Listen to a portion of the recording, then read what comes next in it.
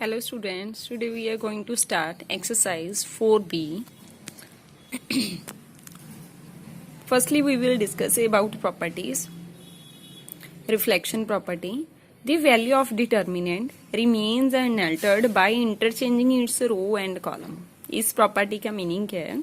अगर आपके पास एक डिटर्मिनेंट गिवन है 2, 3, 4, 5, जब आप इसका डिटर्मिनेंट फाइंड आउट करोगे कितना है 5 इंटू 2 10, 10 माइनस 12 कितना है -2. ठीक है, अब जब इसका ट्रांसपोज कर रहे हो आप, इन्होंने बोला है ना the value of determinant remains unaltered. Unaltered का मतलब होता है चेंज नहीं होगी by interchanging its rows and columns को. कॉलम्स एंड रोज को जब चेंज कर रहे हो, मैंने फर्स्ट रो को फर्स्ट कॉलम बना दिया, सेकंड रो को सेकंड कॉलम बना दिया. अब इसकी वैल्यू निकाल लो, कितना आ गया 5 इंटू 2 10 माइनस 4 इंटू 3 12, ये भी कितना है -2. First property is that. Next switching property. Properties बहुत इंपॉर्टेंट है, ध्यान से करना. स्विचिंग प्रॉपर्टी क्या है? इफ टू एडजेसेंट रोज और columns of a determinant are interchanged, the sign of the determinant is changed. अगर आपके पास ये डिटर्मिनेंट गिवन है, फॉर एग्जांपल आपने इसका क्या निकाला, सॉल्व करके डिटर्मिनेंट निकाला, इसका आंसर आ गया आपके पास 4. ठीक है, अब मैंने क्या किया, इसकी कोई भी एक रो आपस में चेंज कर दी, या तो रो चेंज कर दो या फिर एक कॉलम चेंज कर दो. लास्ट वाली रो मेरे पास ऐसी है 3 -1 0.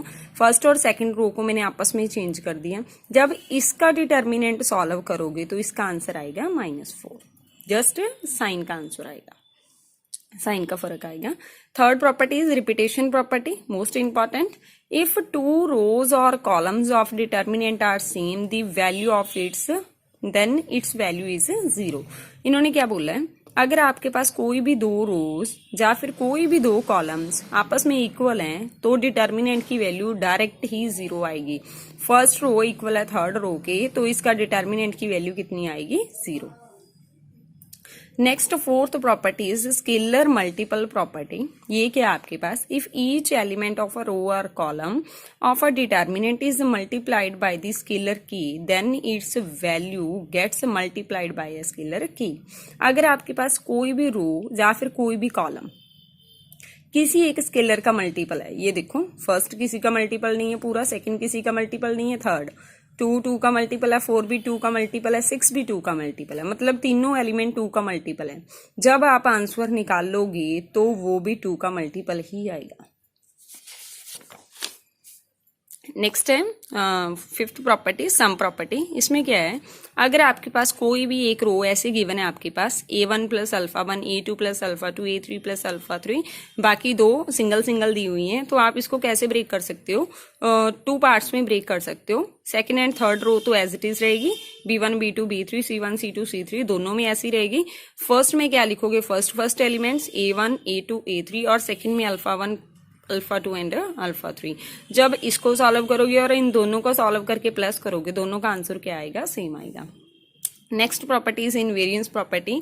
इफ टू एनी रोज और columns of a determinant a multiply by another row और a column is added, the value of determinant remains the same. इन्होंने क्या बोला है, this is the most important property जो काफी जगह पे अप्लाई होने वाली है.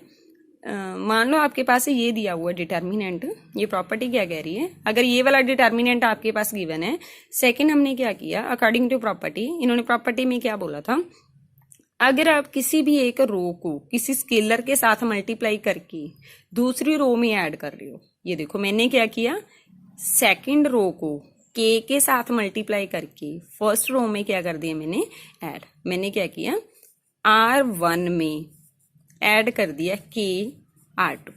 ये प्रॉपर्टी अप्लाई की है मैंने, ये ऑपरेशन अप्लाई किए. ठीक है, अब इसको सॉल्व करके देखो आपका आंसर क्या आएगा, बिल्कुल सेम आएगा. अब देखो मैं अप्लाई कर रही हूँ ये ऊपर वाली प्रॉपर्टी सम प्रॉपर्टी. इसमें क्या है, सेकंड और थर्ड सेम रखेंगे. फर्स्ट में क्या आएगा, फर्स्ट तीनों एलिमेंट, सेकंड में क्या आएगा, सेकंड वाले एलिमेंट. अब क्या है, ये एज इट इज है. अब इसमें दो रोज क्या आ रही हैं, सेम. अगर 2 rows are same then determinant will be 0. तो क्या रहेगा हमारे पास ये, तो डेल्टा डैश किसके इक्वल आ गया, डेल्टा के. नेक्स्ट है sums. Without actual expansion prove that determinant vanishes. आपने ये प्रूव करना है, एक्सपेंशन नहीं करनी। एक्सपेंशन का मतलब क्या, आपने इसका डिटर्मिनेंट सॉल्व नहीं करना, आपने डायरेक्ट देखना है कि इसका डिटर्मिनेंट को कैसे जीरो कर सकते हो आप।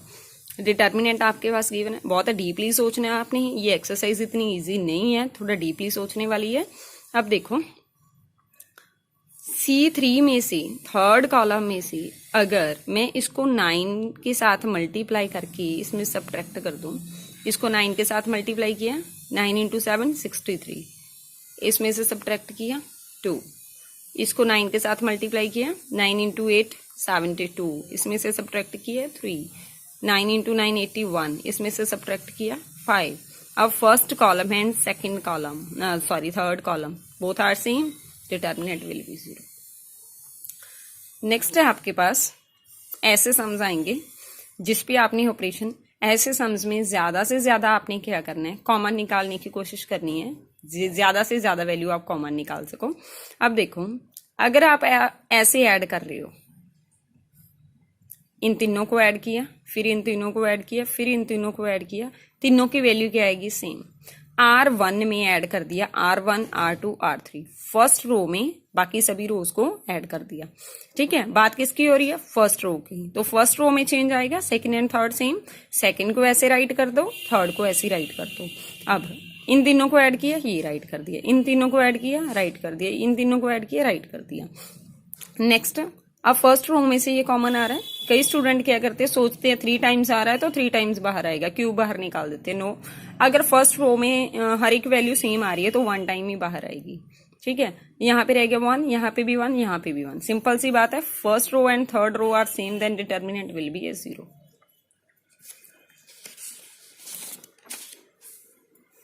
नेक्स्ट, ऐसा सम आता है पेपर में, prove that A plus B plus C is the factor of this determinant. ठीक है, जिसको फैक्टर आपने प्रूव करना है, आपने ट्राई करना है ज्यादा से ज्यादा, उसके ऊपर कंसंट्रेट करना है कि आप वही फैक्टर बना सको। अब देखो अगर इन तीनों को ऐड कर रहे हैं, चाहे ऐसे ऐड कर लो, चाहे आप ऐसे ऐड कर सकते हो, नो प्रॉब्लम। कॉलम भी ऐड कर सकते हो, रोज भी ऐड कर सकते हो। A plus B plus C बन रहा है सेम मेथड से। चेंज किस में आया, फर्स्ट रो में। सेकंड और third are same, same write कर दिया, फर्स्ट में चेंज आ गया। तो हमारे पास ये क्या आ गया, A plus B plus C common आ गया, ये रह गया हमारे पास। अब क्या करना है, कोई प्रॉब्लम नहीं है। अब इसका डिटर्मिनेंट आप सिंपल भी सॉल्व कर सकते हो, ये एक ट्रिक है। अगर आपके पास 3 टाइम्स 1 आ जाए, उनमें से कोशिश करनी है 2 1 को 0 बनाने की। अगर मैं इसमें से ये सब्ट्रैक्ट कर दूं, मेरा यहाँ पे 0 आ जाएगा। अगर इसमें से ये सब्ट्रैक्ट कर दूं या फिर ये सब्ट्रैक्ट कर दूं, यहाँ पे भी 0 आ जाएगा। कोशिश करना है कि आप 2 को 0 बना दो, एक ही 1 आपके पास रहे, कि आपका सम इजी हो जाए। 2 ऑपरेशन मैंने इकट्ठे अप्लाई कर दिए। C2 में से C1 सब्ट्रैक्ट कर दिया, C3 में से भी C1 सब्ट्रैक्ट कर दिया। अब देखो चेंज किस में आना है, C2 और C3 में चेंज आना है, 1 में तो कोई चेंज नहीं आना, तो 1 को तो ऐसे राइट कर दो, 1 B C। ठीक है, अब इसमें से ये सब्ट्रैक्ट किया 0, इसमें से ये सब्ट्रैक्ट किया C माइनस B, इसमें से ये सब्ट्रैक्ट किया A माइनस C, फिर फर्स्ट को सब्ट्रैक्ट किया A minus B B minus C। ठीक है, अब हमारा डिटर्मिनेंट इजी हो गया सॉल्व करना। जस्ट इसके लिए सॉल्व करेंगे, इन दोनों का मल्टीप्लाई माइनस इन दोनों का मल्टीप्लाई। जब इसको सॉल्व किया ये बन गया, इन्होंने बोला था ये फैक्टर में आना चाहिए, ये हमारा फैक्टर में आ गया, hence prove. Next question is 5th, prove that determinant of this equal to this. आपने ये प्रूव करना है कि इसका डिटर्मिनेंट कितना आएगा, इसके इक्वल आएगा। इसमें क्या करना है, prove that determinant of this equal to this. सबसे पहले आपने ट्राई करना है कि आप इसमें से कोई भी 2 फैक्टर बना सको, A minus B and B minus C। कोई भी 2 बनाने हैं, जरूरी नहीं है आपने 3 बनाने हैं। A minus B and B minus C, इसके ऊपर मैंने कंसंट्रेट किया। A माइनस B मेरा कैसे बनेगा, जब A में से मैं B सब्ट्रैक्ट करूंगी, और नेक्स्ट मेरा B माइनस C कैसे बनेगा, जब इसमें से मैं इसको सब्ट्रैक्ट करूंगी। तो दोनों मैंने इकट्ठे ऑपरेशन अप्लाई कर दिए। एक तो R1 के ऊपर इफेक्ट पड़ेगा, एक R2, R3 की कोई बात नहीं हो रही है तो उसको एज इट इज राइट कर दो।